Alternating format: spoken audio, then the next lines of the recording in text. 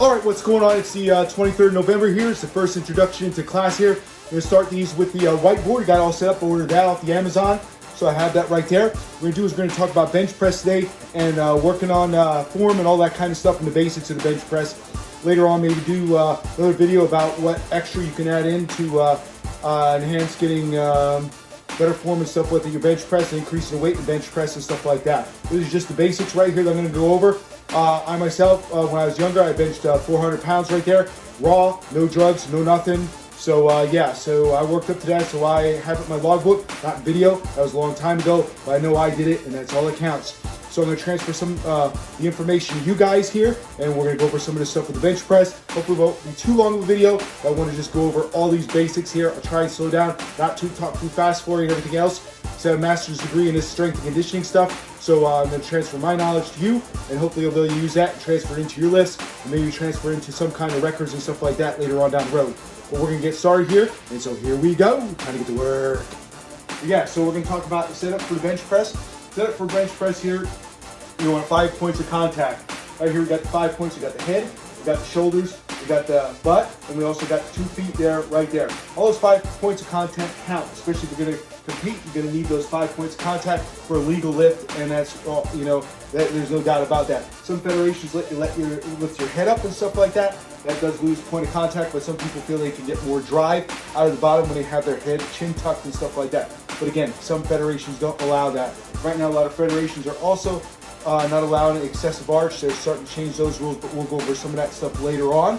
But yeah, so that's the basic setup that you want there. Foot placement, you have the foot tight and your feet tight. If you have a problem, keep your butt on the bench and grip the bench with your hip, you know, your thighs and stuff to keep those hips down.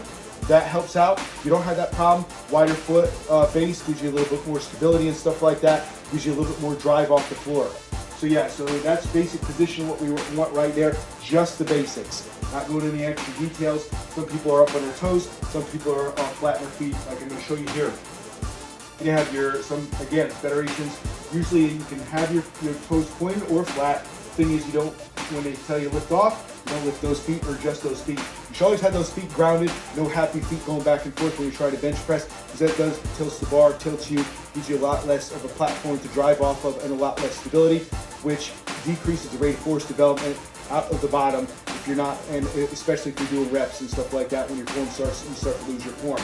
Basically what you want to do here is have in the feet flat or the feet pointed like that. You want to have your arch right there. Arch as much as you can get, but again, the rules are changing. What that arch does is you want to transfer your force from your feet into that arch and then into the bar. That's why I have this arrow going up here right into the bar, and your arch is going to drive yourself down at the bench. You want to lock yourself into the bench. You want to have those shoulders retracted into the bench and have a good surface of platform to push off with, and have those lats flex also as a good base of contact and good force development right there. You want to drive, let's say transfer from here all the way up into the bar, have it go straight into the bar. 2 ways you can have that force transfer in, straight between 2 points, your body in the top lockout, a straight. Some people will want a straight press, and some advocate over the face, and that helps more so drive that force in. But again, Louis Simmons and those guys, straight up, that worked well for them for all those records they have. And there's guys that do it over the face, on up in the old school way, and they also have a lot of records too. So whatever works best for you, you can experiment with both and see how it goes. I'm just giving you the basics right now. So also, for your bench press, you want to stack. You want to stack your wrist over your elbow.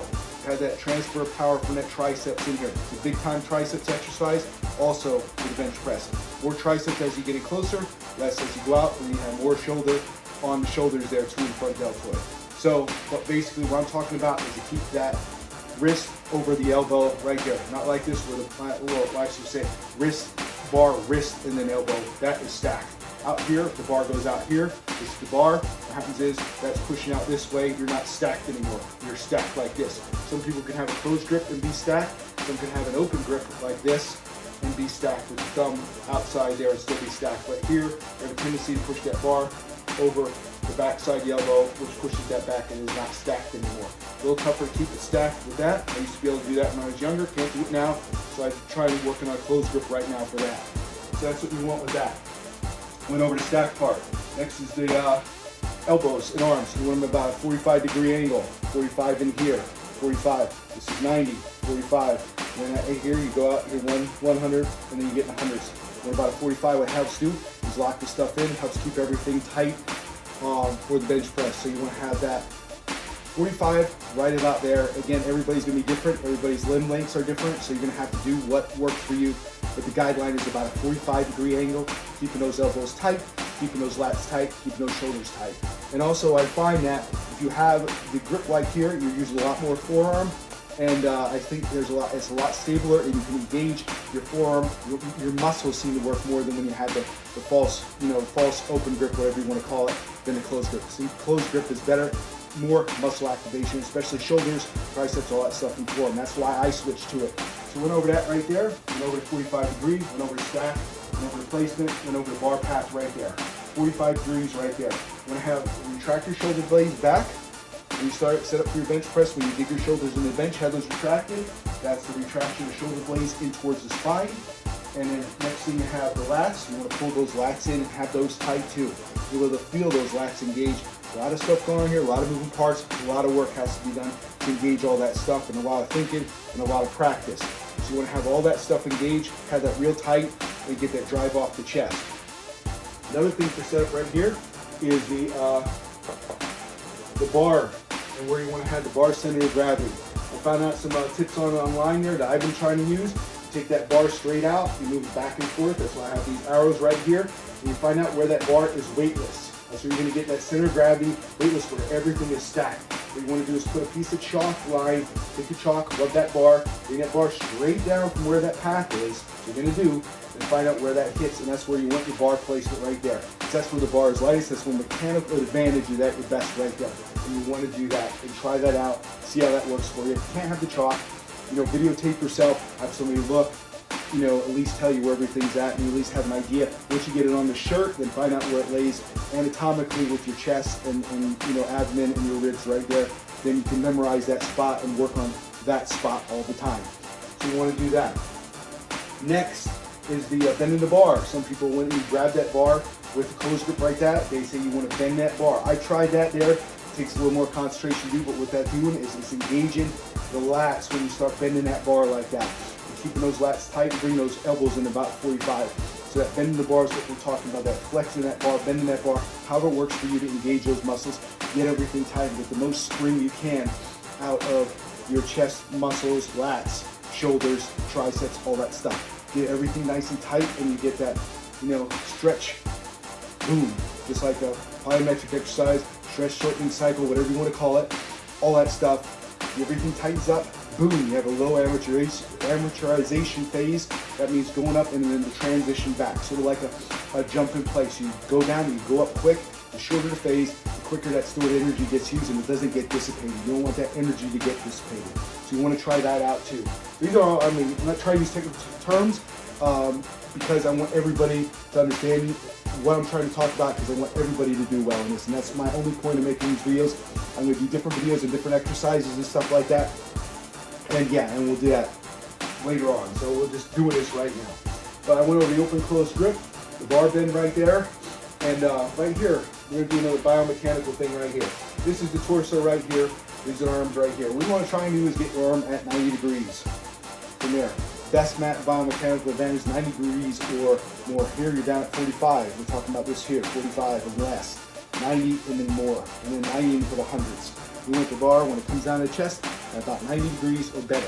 And then how you get that is widen your grip width on there if you have long arms, or, and again, we want to go with the lines on it. Use the lines on the bar as your placement.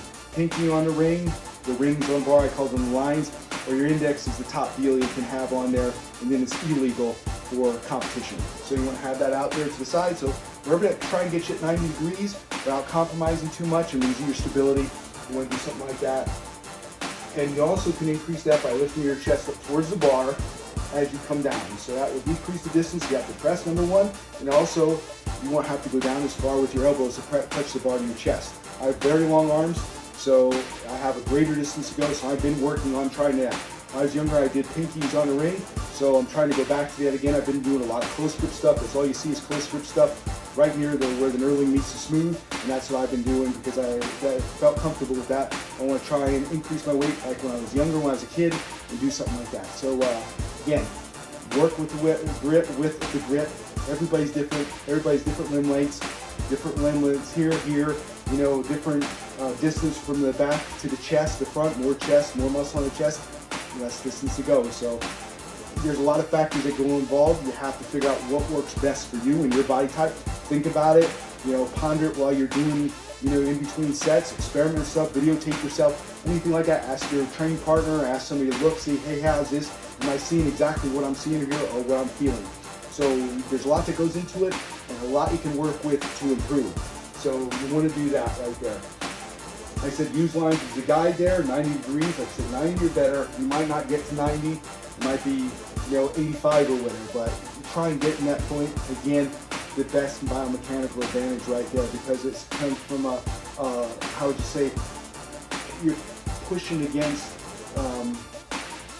solid areas, whereas here you're out and your force is going away from the non-stable, not solid, but stability areas. This gives you more stability. Boom, with your bench press. And always explode with that bench press. Force that up there. Ready to force development, quick, make it quick. You know, if you're doing pauses great. Anything that, boom, knock that out and drive that up as quick as you can. And always have